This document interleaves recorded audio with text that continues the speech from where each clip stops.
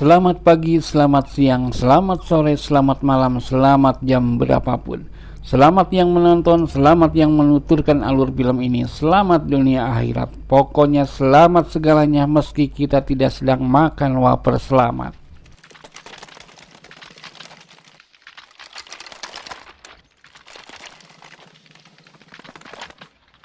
Kali ini kita akan bahas alur film A Few Good Men yang dirilis tahun 1992. Film lawas ini mengingatkan akan ketenaran aktor Tom Cruise dan Demi Moore yang saat itu mulai menanjak.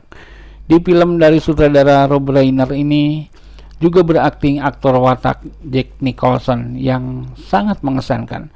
Ceritanya sendiri sebenarnya sederhana, meski tentang sesuatu yang luar biasa. Tapi perkembangan watak dari Letnan Daniel Craig sebagai tokoh utama digambarkan serinci mungkin. Ini adalah salah satu ciri dari film yang bagus bin keren. Bagaimana cerita selengkapnya? Yuk ikuti alurnya.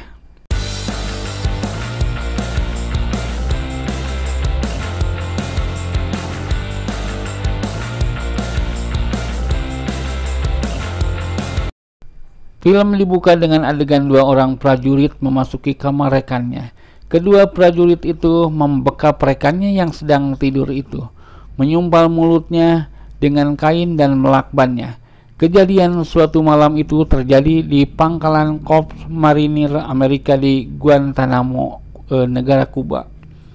Nahasnya prajurit yang bernama William Santiago yang dibekap itu meninggal 1 jam kemudian di rumah sakit.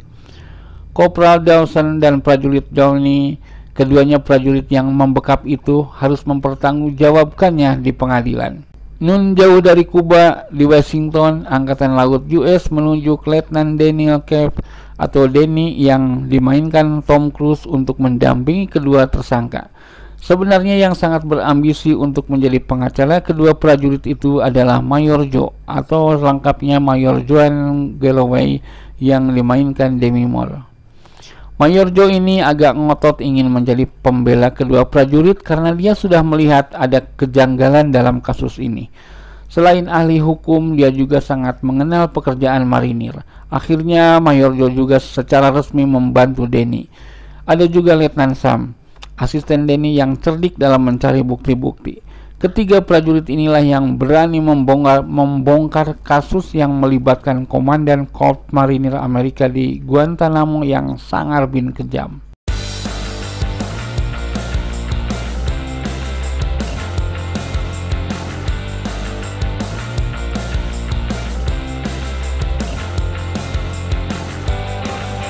Mayor Joe tetap berpendapat bahwa peristiwa penyerangan oleh dua prajurit itu adalah kode merah.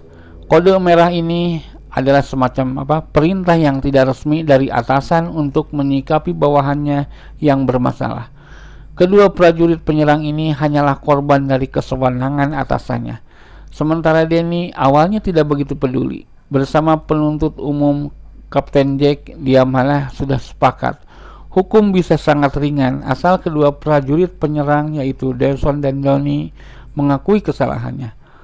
Selain Dawson dan Downey tidak mengaku salah karena yang dikerjakan mereka adalah perintah atasan, juga bukan dengan niat membunuh. Kematian prajurit William Santiago karena kain yang dipakai menyumpal mulutnya ternyata beracun.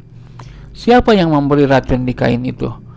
Prajurit William Santiago dikatakan pagi itu akan dipindahkan ke korps lainnya di luar Guantanamo. Tapi malamnya diserang. Apakah betul dia akan dipindahkan? Juga konflik dengan Mayor Joe membuat Denny berpikir dan merenung. Ini adalah pengadilan pertama baginya.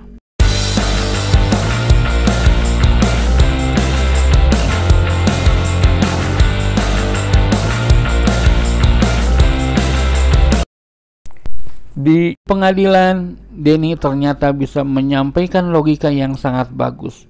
Bukan saja berani, tapi juga didukung oleh bukti yang kuat.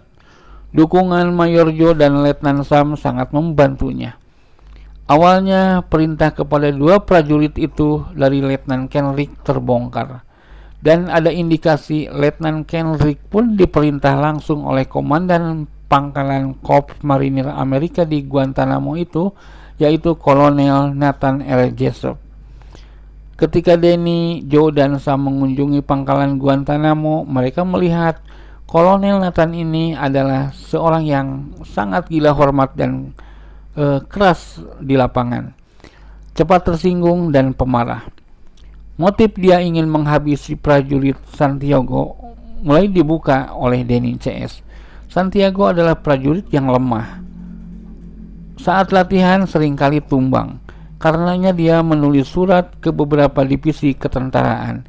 Isi suratnya, dia ingin dipindahkan dari korpsnya sekarang. Sebagai pertimbangannya, dia punya info tentang pelanggaran korps di Guantanamo itu yang menembak terlebih dahulu ke arah lawan. Surat itu akhirnya diketahui Kolonel Nathan. Dia tidak menyukainya. Karena Santiago berkoar-koar di luar korpsnya, maka diperintahkannya kode merah.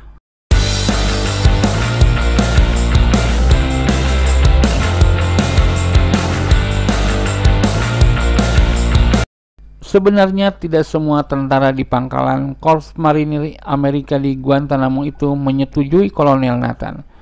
Letkol Matthew Markinson sebagai wakil Kolonel Nathan tidak setuju diperintahkan kode merah kepada prajurit William Santiago. Saat Danny, Joe, dan Sam sedikit-sedikit bisa menyibak tirai peristiwa itu, Letkol Markinson menghilang dari pangkalan. Saat Danny mengumpulkan bukti-bukti, Letkol Markinson ini menemui Danny di Washington. Danny gembira karena Letkol Markinson ini bisa menjadi saksi kunci. Tapi Letkol Markinson adalah sosok yang tertekan. Sebagai tentara, dia tidak boleh kabur atau melawan atasan. Tapi di sisi lain, perlakuan Kolonel Nathan sudah keterlaluan. Akhirnya Letkol Markinson bunuh diri. Aduh, sayang juga. Andrew Markinson, United States Marine Corps. Bagi Danny pun ini pengadilan yang tidak mudah. Untuk membela kedua prajurit yang tidak bersalah itu harus dibongkar kekejaman komandannya. Tapi membawa komandan pangkalan ke pengadilan sebagai saksi awalnya adalah tugas berat. Bila tidak terbukti, maka Danny sendiri yang harus mendekam di penjara. Begitu peraturannya. Makanya Danny gelisah, maju terus atau mundur teratur. Tapi bila mundur, artinya membiarkan kedua prajurit itu dihukum dan kekejaman yang sesungguhnya tidak terungkap. Ini juga sumber konflik antara Danny dengan Mayor Joe yang memang sangat keras.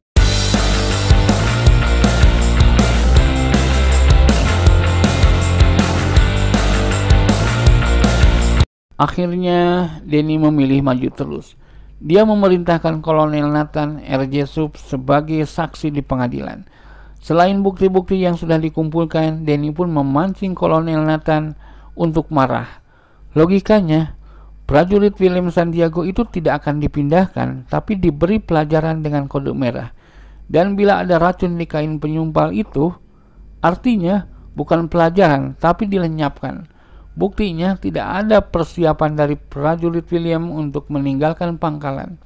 Bajunya masih berderet rapi di lemari, tidak menelpon siapapun, dan perintah untuknya melalui kode merah adalah dilenyapkan.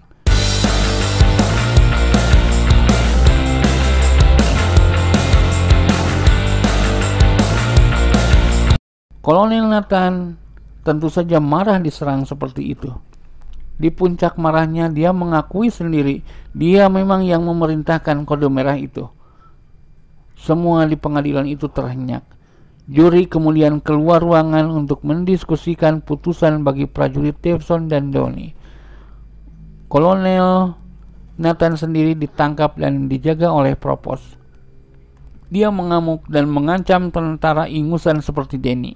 Tapi Danny menatap tajam, lalu bilang, "Jangan panggil saya Nat. Saya adalah pengacara dan perwira di Angkatan Laut Amerika Serikat."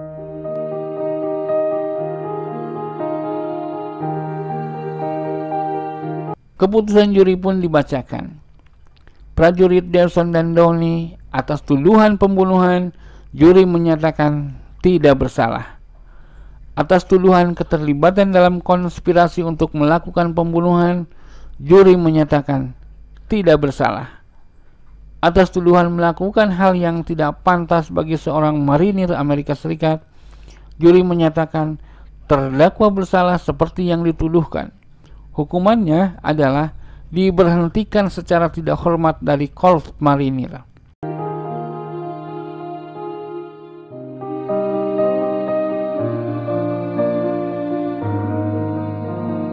Film ini ditutup dengan kesadaran Kopral Dawson saat Downey bertanya, "Apa artinya keputusan ini? Apa dia bersalah?" Dawson bilang, "Ya, kita sudah melakukannya. Kita mestinya membela orang yang tidak bisa membela dirinya sendiri. Mestinya kita membela Willie atau prajurit William Santiago." Dan sebuah kalimat bagus dari Letnan Denny kepada Kopral Dawson saat dia mau keluar ruangan di pengadilan. "Kau tidak perlu memakai pangkat pada lenganmu untuk memiliki kehormatan." Begitu film ini ditutup. Terima kasih buat semuanya. Jadilah manusia terhebat minimal untuk keluarga dan lingkunganmu.